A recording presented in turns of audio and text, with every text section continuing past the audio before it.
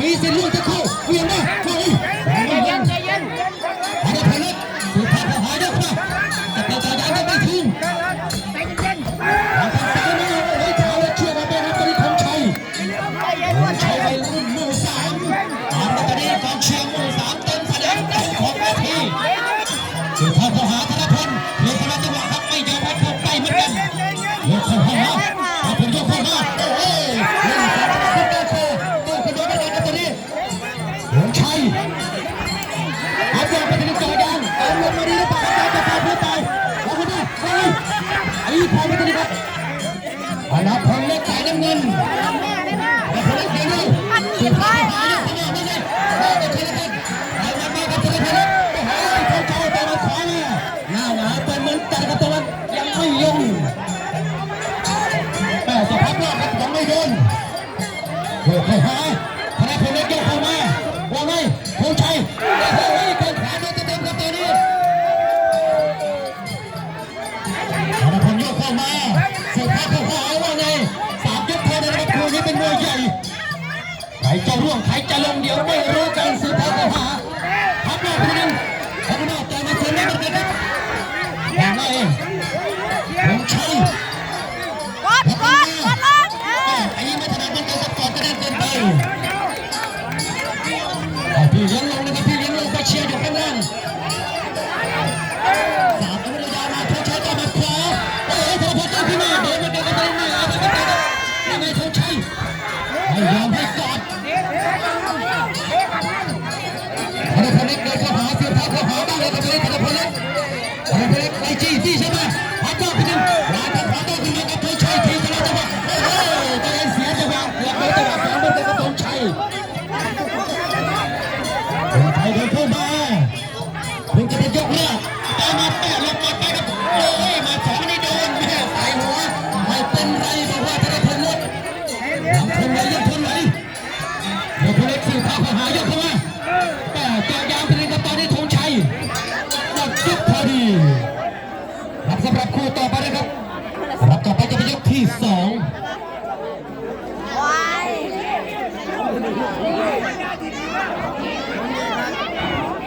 วันออกมาเน้นๆด้วยวัน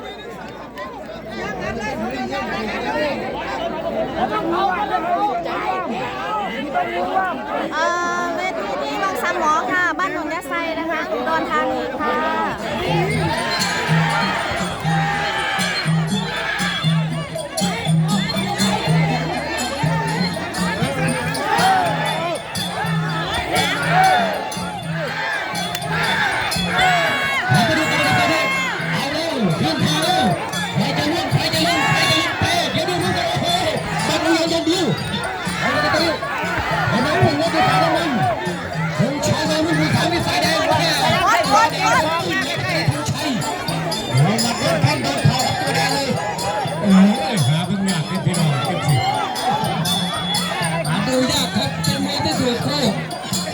อย่าหนี